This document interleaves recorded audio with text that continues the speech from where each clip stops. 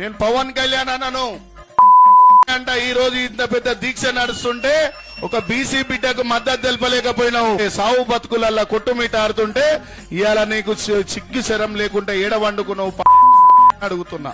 ఏసీలల్లా కూర్చోబెట్టిన పవన్ కళ్యాణ్ గారు ప్రతి నా కొడుకు మాట్లాడుతున్నారు. జనసేన పార్టీ అధ్యక్షుడు పవన్ కళ్యాణ్ గారు అంటే ఆషామాషి వ్యక్తి కాదు. కొన్ని లక్షల మంది, కోట్ల మంది ఆయన అంటే అభిమానించే వ్యక్తులు. అటువంటి వ్యక్తి గురించి నువ్వు మాట్లాడడం అనేది మేము తీవ్రంగా ఖండిస్తున్నాం. ఖబర్దార్ బిడ్డ, నీకు రాబోయే రోజుల్లో బలంగా గుణపాఠం చెప్తాం.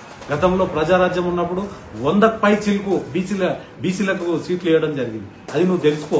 అది పోరాటం చేసింది కూడా జనసేన అధినేత శ్రీ పవన్ కళ్యాణ్ గారు. మీకు దమ్ము ధైర్యం ఉంటే ఇక్కడ రా, తెలంగాణలో ఏం జరుగుతుందో మాట్లాడు. చేతగాదిరా నీకు. పోయి ఆంధ్రప్రదేశ్ లో ఏదో మాట్లాడుతున్నావు. ఈడ రాజ్యాధికారం అప్పుడు సామాజిక తెలంగాణ గురించి పోరాటం చేసిన ఏకైక ఘనత జనసేన అధినేత శ్రీ పవన్ కళ్యాణ్ గారు. నీకు ఏం తెలుసు రాబాయి? ఏదో పిచ్చిగా మాట్లాడితే రేనటోడు ఉన్నానుకున్నావా? ఖబర్దార్ శ్రీనివాస్ చెప్తున్నా నేను. లేకపోతే నేను తీసుకోబోయి ఎరగడ్డ మెంటల్ హాస్పిటల్ లేపిస్తా. నువ్వు పెద్ద పైల్వానా?